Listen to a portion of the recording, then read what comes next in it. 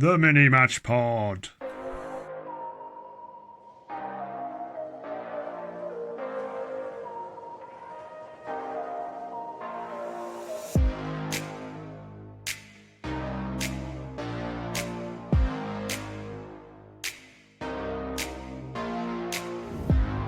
Hello guys, how are we all doing this week? Hope you've had a good week so far. Welcome to the second mini match pod of the season. So, no midweek action for Town this week. Obviously last week the debut covered our midweek adventure in the Carabao Cup, which sadly came to an end. But yep, week off for Ipswich. I'm sure the players have enjoyed their well-earned rest after quite a manic open to the season. You know, quite a lot of games in the opening couple of weeks, but yeah, full week off, and our opponents have had a full week off as well. So let's delve a little bit deeper into Saturday's opponent, Rochdale.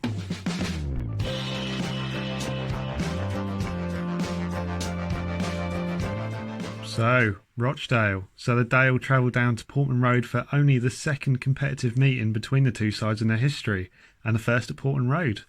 Town were the victors up at Spotland on Bonfire Night last year, 1-0. Hardly a cracker of a game. Oh God, we've dropped the puns in straight away.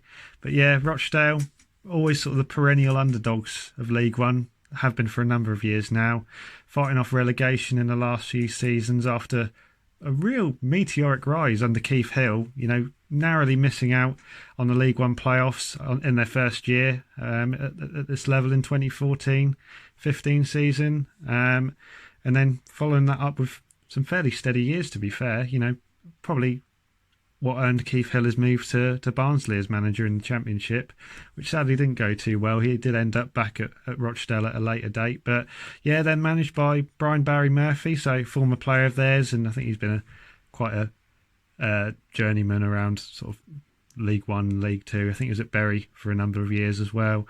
But yeah, this is his second full year as Dale boss. Obviously, he was there for last year until the season was stopped. He replaced Keith Hill in 18-19, saving the club from relegation with a late resurgence, some, you know, key 1-0 wins, I think, towards the end of that season, and yeah, surviving again last year. So I'd say Rochdale probably one of the sides who have been hit hardest by COVID-19 and, you know, the impact it's had financially on clubs and the footballing landscape as a whole. So let's have a look, see where Rochdale fit in. So they finished 19-20 in 18th position with points per game. You know, as I've just said, COVID-19 having a massive impact on their side. You know, we see, you know, the amount of squads that have gone through overhauls, and Rochdale probably the prime example. I want to say, you know, they're really going to struggle with what's gone on there. So a large proportion of their star performers have left during the summer. That includes Mr. Rochdale himself and consistent goal scorer Ian Henderson. He's up sticks, moved for the bright lights and the money of Salford City. I believe there was a deal on the table still for him to stay at Rochdale, but, you know, we all know who's in charge of Salford City, and I think maybe a couple of extra zeros on his paycheck has probably made the difference there. So yeah, he's dropped down a division, which is a real shame for Rochdale and for Henderson, really. He scored 98 goals for Rochdale in the 6 seasons in League One, almost single-handedly at times keeping them in League One, especially the last few years. You know, and he's left the club just 3 goals shy of being their all-time record goal scorer. So, yeah, a bit of a shame for him. And I think, you know, Rochdale fans will still hold him in high regards for the fantastic player he was for them. But, yeah, a little bit of a sour end for Henderson, but I'm sure he'll go on to prove the great goal scorer that he is at the league below as well. Also seeing Callum Camps leaving. He's moved to League One rivals Fleetwood. Had a really good year for both goals and assists for Rochdale.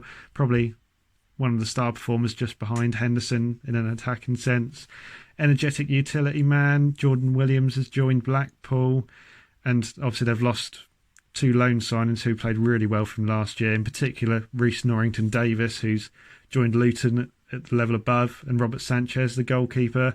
He's not returned, unfortunately. So, yeah, obviously the biggest departure, I think, that probably captured the headlines. This happened before the summer, was in January, where 16-year-old Luke Matheson signed for Wolves. I think it was for about £1 million, but went down in Rochdale folklore for scoring against local giants, Manchester United, in the Carabao Cup. Always call it the Carling Cup. That's just what sticks for me.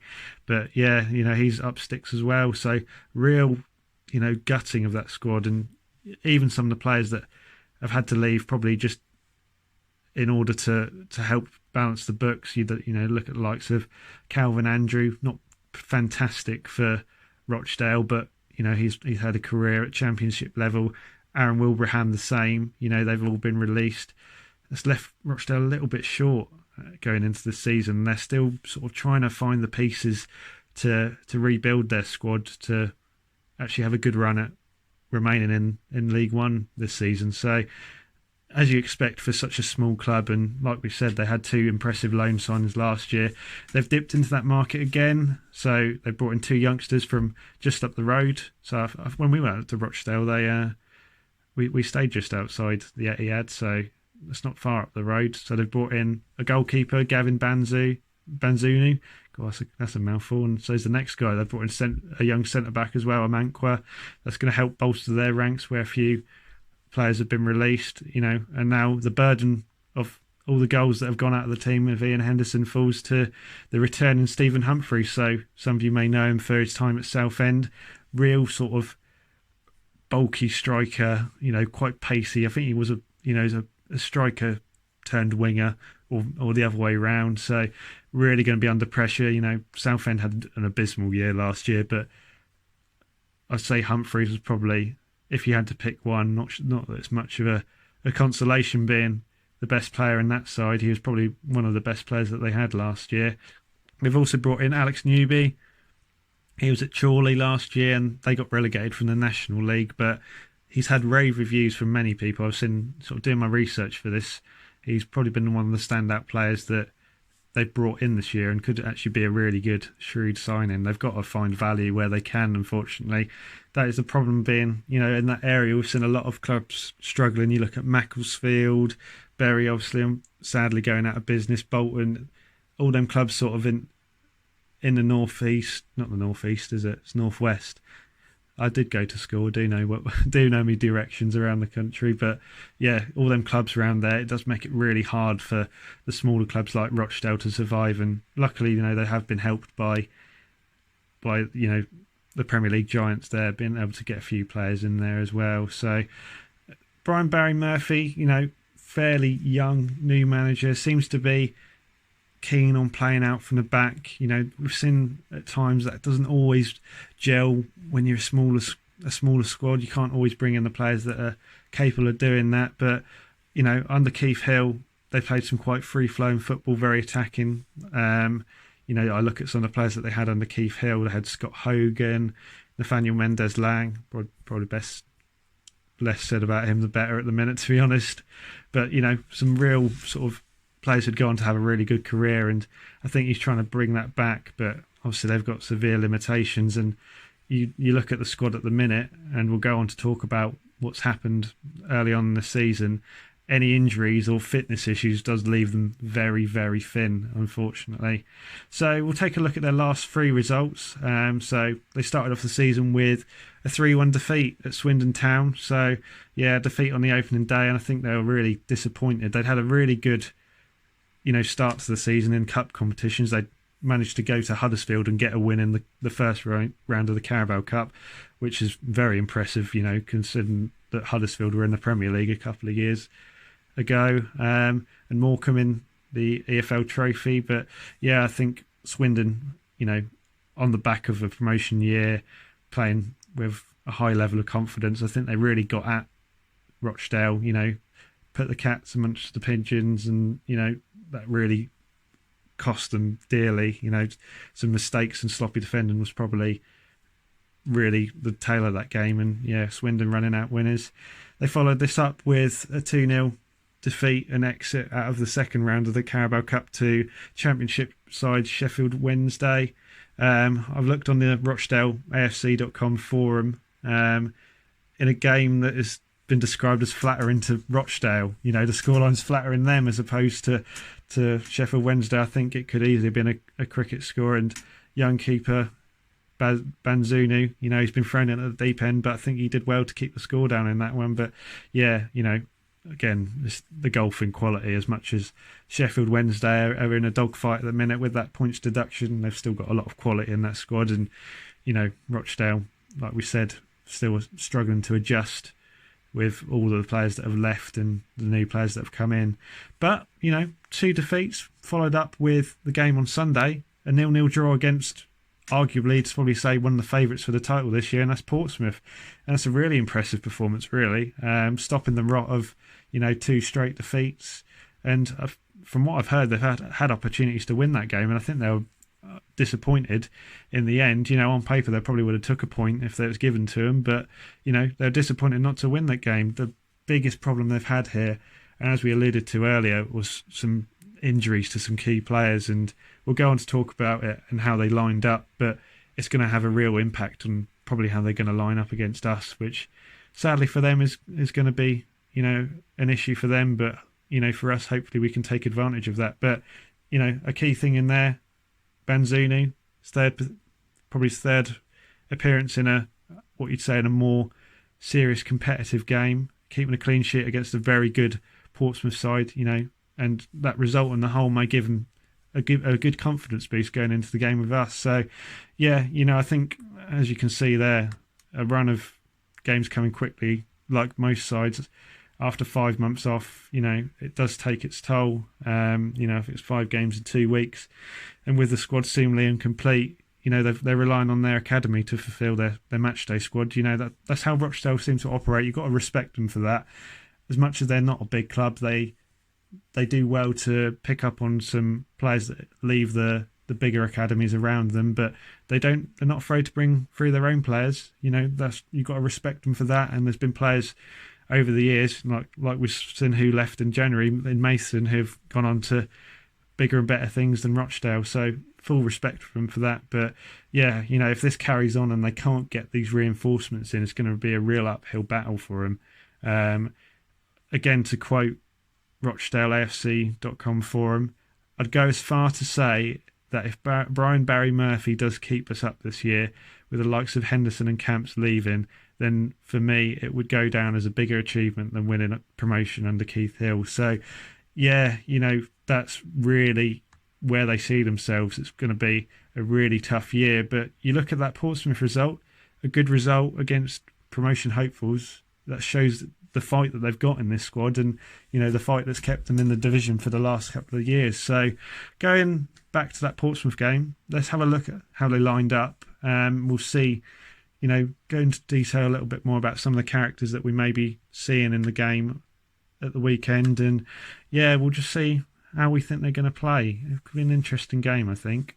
So we've gone to whoscored.com, well-trusted website for how they're going to play. I've also spoke to a few Rochdale fans who've sort of confirmed that this is how they have lined up. So it's kind of a 4-3-1-2 diamond formation. So obviously back 4 with 3 centre mids and then 1 being advanced behind 2 strikers. That does drop into a 4-4-2 when they're defending, I believe, as well. So it's been a little bit hard to nail down, one formation. I think they were very much experimenting last year with formations in Brian Barry Murphy's first year, and obviously I think they're not afraid to change up against different types of opposition. But yeah, 4-3-1-2 seems to be the formation that they've gone with. So starting with the goalkeeper, we've mentioned him a couple of times already, so that's Gavin Banzunu. He's an 18-year-old Irish keeper, as we've said, on loan from Manchester City, represented Ireland at youth level, at the under-17s and under-21. So yeah, I think he had a shaky start against Swindon. I think there was a couple of mistakes in there, and they have carried on a little bit. But being such a young goalkeeper, being thrust into a first-team picture, you've got to expect that. And a shaky start has been rectified with a clean sheet against Portsmouth, and I think he's made some really good saves in that. And as much as they lost to Sheffield Wednesday, a squad they probably weren't expecting to be able to match up against, to keep the score down in that game is no mean feat. But yeah, he's obviously still learning his trade, very young. This is his first senior move in English football, so it'll be all about experience for him, and we'll see whether he is going to last the season, or if they decide to elect and bring in a more experienced option as a free agent, we'll have to see. So we'll go on to the back four. Ryan Mclaughlin is at right back, so he's a Liverpool Academy graduate, 25-year-old. He's surpassed by Luke Mason last year, but he's had a lot of injury issues. I think there's ability in that player, and I think obviously coming from a high-level academy such as Liverpool, you do expect a certain type of player, maybe obviously not making the grade there, but there's some talent there. But yeah, they did initially release him in the summer, but I think they've had to sort of reevaluate their squad, and they have brought him back. But I think he may have dislocated his finger in that game against Portsmouth at the weekend, so I'm sure he'll still be fit enough to play against us. But yeah, injury issues is really sort of slowing their progress, and maybe they're going to consider getting in another fullback, which they certainly will need when we get to the left back position. But yeah, this is where they're going to struggle. They've got players who maybe they can't rely upon, but options are limited when you've got such a small budget as well. Centre half, so they've got Paul McShane. We all know about Paul McShane, very experienced Irish international, probably known best for his time at Hull City when they sort of flip-flopped between the Premier League and the Championship. Very reliable centre half for them.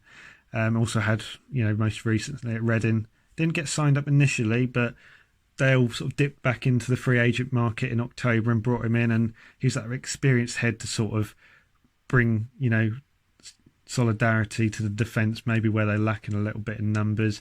And I think he had a big impact. I think it was a bit similar to James Collins when he came into us, but obviously featuring a lot more than Collins did in that relegation season. But yeah, not able to play every week, but when he comes in, you can tell that he's played at a higher level, and that experience and nous that these wily centre backs have really sort of paying dividends and helping Rochdale with Henderson's goals last season, sort of keeping in games. But yeah, he's 34 now, so like our centre backs, you probably think that his time is going to be coming to an end. Very similar probably to Luke Chambers. They're probably two very similar players, if not McShane maybe a little bit better as a natural centre half, whereas Chambers can sort of fill in at right back, as we've seen this season. Next to him, you've got Owen O'Connell. They've spelled it really weird. He's an Irish lad, bless him. He's, Yogan, as they'd say. But yeah, he's the Player of the Year last year, which is a real surprise, obviously, considering how good Ian Henderson has been for them. And he's taken the captaincy as well. So they signed him from Bury after their demise, and I think he was a very standout player for them as well. They had Adam Thompson in there as well next to him at Bury, and who we were linked with, but I think he ended up at Rotherham in the end. But yeah, ball playing centre half, so very much playing into how Brian Barry Murphy wants to progress the ball out of midfield, out of the defence, and move the ball up the pitch. But yeah, standout first year at the heart of the Dale defence, and I think alongside McShane when they played together, but obviously he played a lot more than McShane, helped Dale arguably as much as Henderson in securing points. And yeah, as we said, he's a key player, and he's one who's picked up a knock. Not sure if he's going to be available for the game against Ipswich, but they're going to be having everything's crossed that he is available, because he's that key to the heart of that defence. At left back, we've got Jimmy Kian, I think that's how you pronounce it. There's a lot of Irish players in this, and it can be a little bit difficult to pronounce their names. But yeah, he is not a left back. He is a right-sided player, but he's very much a versatile utility player that they signed from Cork City. Filling in where they've lost Reece Norrington-Davis, who obviously didn't return on loan. But he's got attacking qualities. He scored the consolation on the opening day, and I think very hard-working player who'll put in a shift when needed. Obviously, disadvantages of playing a right-sided player on the left is, he's not going to be able to.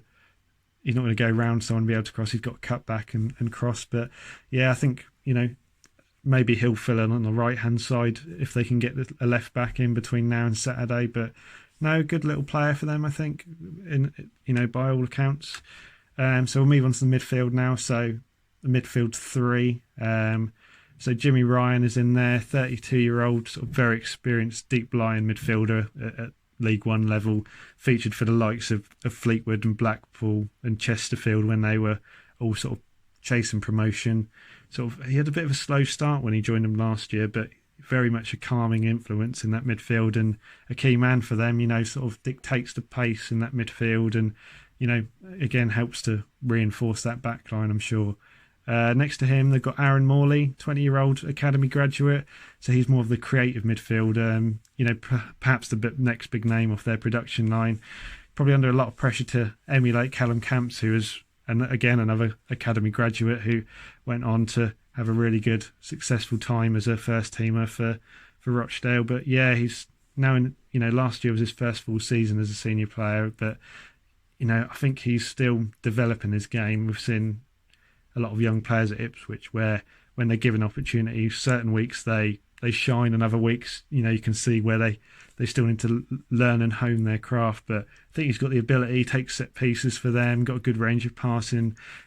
Wasn't his best performance against Portsmouth from what I've heard, but could be a dangerous option for them. Had a really good, as I said, first year with them, putting up some good goal and assist numbers for them. Another centre mid that they've got is Matty Lend, 29-year-old, sort of energetic box-to-box midfielder. So he returned to Rochdale in January. He was with Scunthorpe in the league below. Previously had a really purple patch with Rochdale in 16-17, which earned him caps with Northern Ireland as well as a move to the Championship with Burton when they were up there. But seemingly back to playing his best football, back where he had that purple patch with Dale. And yeah, I think they use him when they drop into that 4-4-2. He's one who goes out wide and helps to sort of reinforce their back line. So in the whole, they've got Ollie Rathbone, so 23-year-old, came through Manchester United's academy. I'm sure there's many who've trodden that path over the years. Not everyone makes the cut at Man United, but that's what these clubs around them, smaller clubs, have got to do: pick up players where they can to fill in the needs and give them that opportunity. But he's been with Dale ever since his release, and he's a very tenacious, versatile player. And he attracted some interest from some bigger sides, not only in this division with Hull, but I think Blackburn were also interested.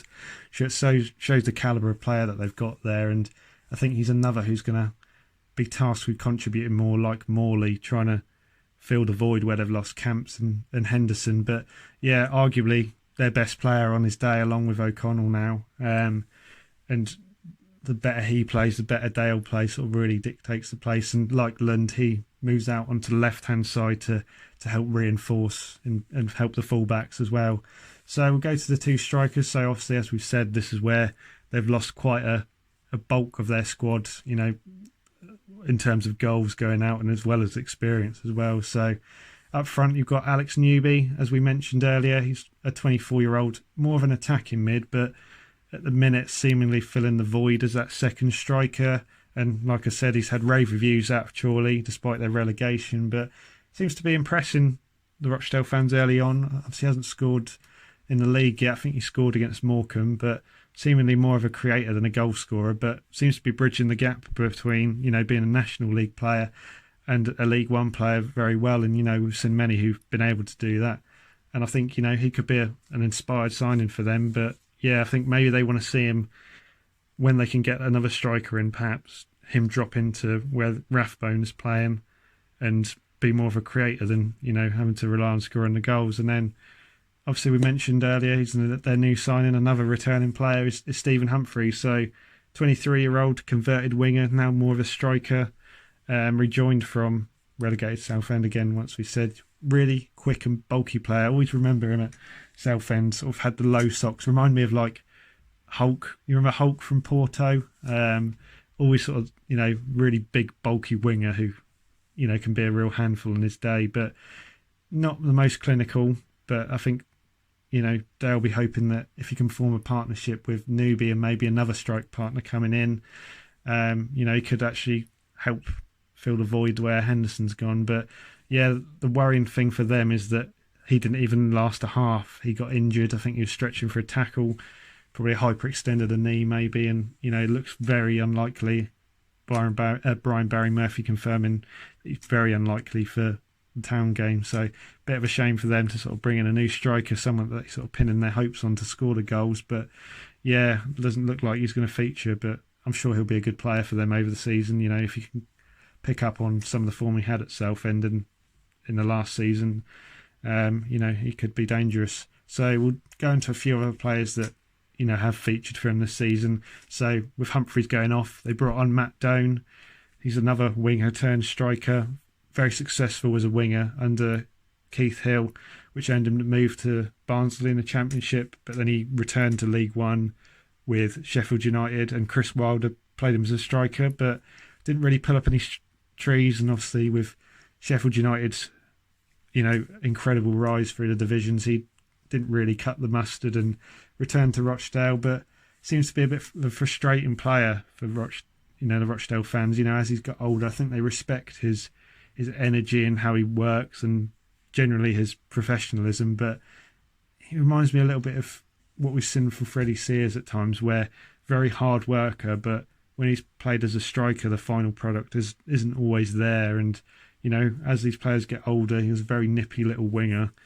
The pace does seemingly go, and if you can't put the ball in the back of the net, your contribution is going to be limited. They've also got Stephen Dooley, 28-year-old sort of winger attacking midfielder, signed a new contract recently, but seemingly more of a rotation player.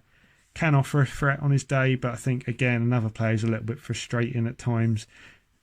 Maybe flats to deceive, or that end product kind of lacking. And then, as we mentioned, we've seen in the team and players that we've mentioned, they are very reliant on their academy. There's two attackers who you should keep an eye out for, especially with Humphreys being injured. So that's Fabio Tavares and Quaidu Baah, B-A-A-H. Baah, not sure on that one, but yeah, I think they're again, probably not quite ready for first team football, but with the small squad that Rochdale have, they probably will get their opportunities at this level. And the latter, Baah, assisted the league opener for Kian in the opening defeat. So, that is their squad. So we'll look into a little bit of tactical analysis now as well. So that will sort of reveal how they're going to play with this 4-3-1-2 diamond, going into a 4-4-2, and maybe how Town can best utilise and exploit that, and hopefully remain at the top of the table. This 4-3-1-2 system, and as we've said, Rochdale got this very small squad. Obviously, all that's gone on with COVID, and I think looking at how they're trying to play, it's basically they're trying to incorporate their best players into their start 11. I'd say they're blessed with some perhaps underrated League One centre mids. I look at the likes of Rathbone and Morley and, players that they've had in the past as well. But, trying to get all of them in the system with this diamond midfield, it allows them to sort of fit a range of different talents, energetic players, passing, range, set piece ability, all into one squad, and make that middle of the park really strong. But, as we've said, they lack a lot of depth in other areas, in particular out wide, both in midfield, which is probably, again, why when they're attacking, they maybe play a little bit more narrow. And when they're defending a couple of these players, in London, Rathbone in particular, have to fill in and, help out. And again, fullback, losing probably two of their better players from last season in Mason and Norrington Davis, with the players that they've got now in Mclaughlin, who's injury prone, and Kian, who's just filling in, that does severely limit. And I think that's how they kind of progressed the ball up the field last season as well, using those really positive fullbacks to get the ball forward where they didn't, and didn't have the quality out wide, and then having the quality in the middle to pull the strings and win the midfield battle. But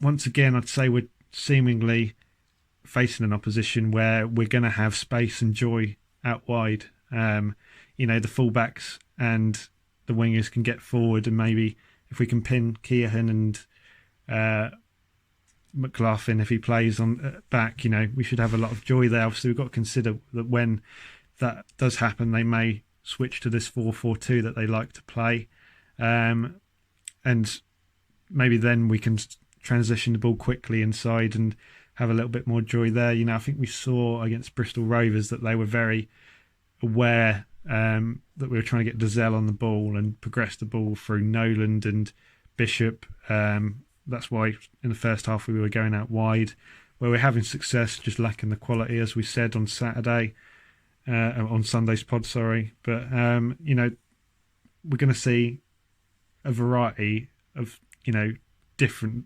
formations probably within the game from Rochdale. In attacking sense, they're probably going to try and pound the ball through the middle, and when the fullbacks can get forward, they'll try to.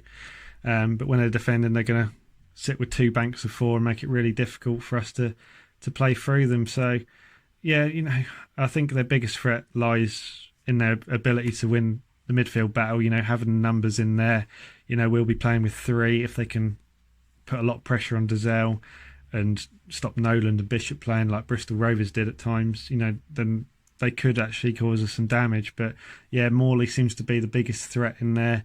I'd say Rathbone and London more sort of your Flynn Downs types, more box to box, ball winners in there, but got quality going forward as well. But Morley seems to be the one who has the ability to find teammates in dangerous areas, and if London Rathbone can get on the end of crosses where the strikers may not be of the best quality, that could be their biggest attacking threat. But I look at the squads and you think, I don't like to disrespect anyone in this division. I think maybe that's where we went a little bit wrong last year, underestimating teams. But you compare the quality and the depth, all the injuries that we've got, and still being able to field a really strong squad. We didn't have Jackson, Kane Vincent-Young, Scouse, El Mazzuni.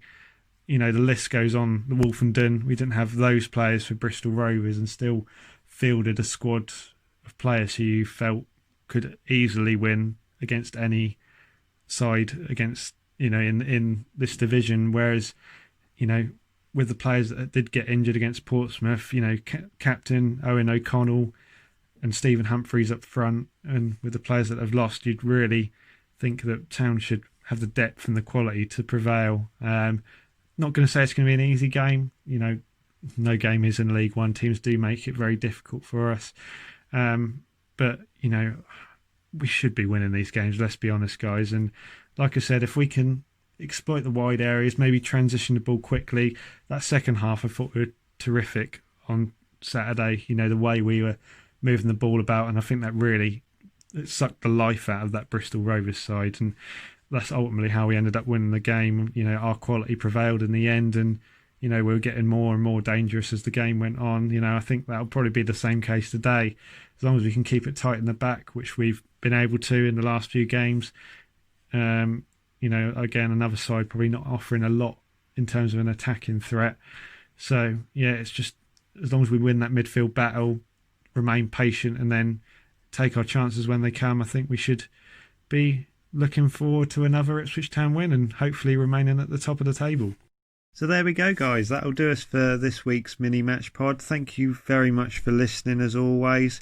I can't thank you all enough for your support since I've launched this podcast and this mini series as well. Didn't expect this level of support, and there's so many I can thank you. So many guys that I can thank. All the guys at Blue Monday, Rich, Joe, Stat, Ben, Craig.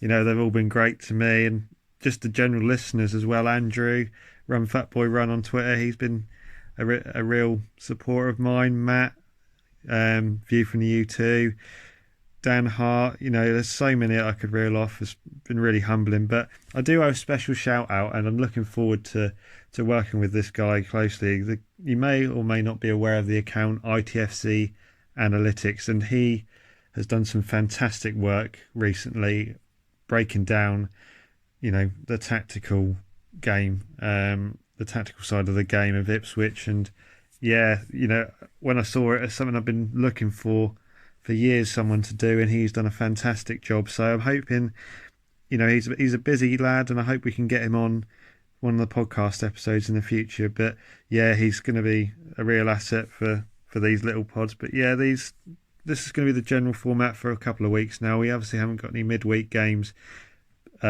this month, but going into October we're going to be rammed full. But yeah, hopefully you enjoyed this preview. Let me know what you think, going into this game against Rochdale, and hopefully, like we said, we'll have another positive weekend. But enjoy the rest of your week, and let's hope we have a good weekend. Come on, you Blues. Join me on Thursdays at 7 p.m. for the mini match pod as we look back at Town's performance in midweek action before giving you a comprehensive look at this weekend's opponents, giving you all the knowledge and stats you need ahead of the game. We've got you covered. Thank you for watching or listening to this week's ITFC Unrestricted podcast. You can find us on YouTube, Spotify, Apple Podcasts, Google Podcasts, Deezer and TuneIn. If you haven't already, make sure you follow, download or subscribe so you never miss an episode wherever you are listening. A new episode will be live on all platforms at 6 p.m. every Sunday. For more immediate reaction to all the latest Town news, give me a follow on Twitter at rskid26. Go on, you know you want to. Until next week, I've been your host Mark Beck, so take what you need, be on your way and keep on following Town.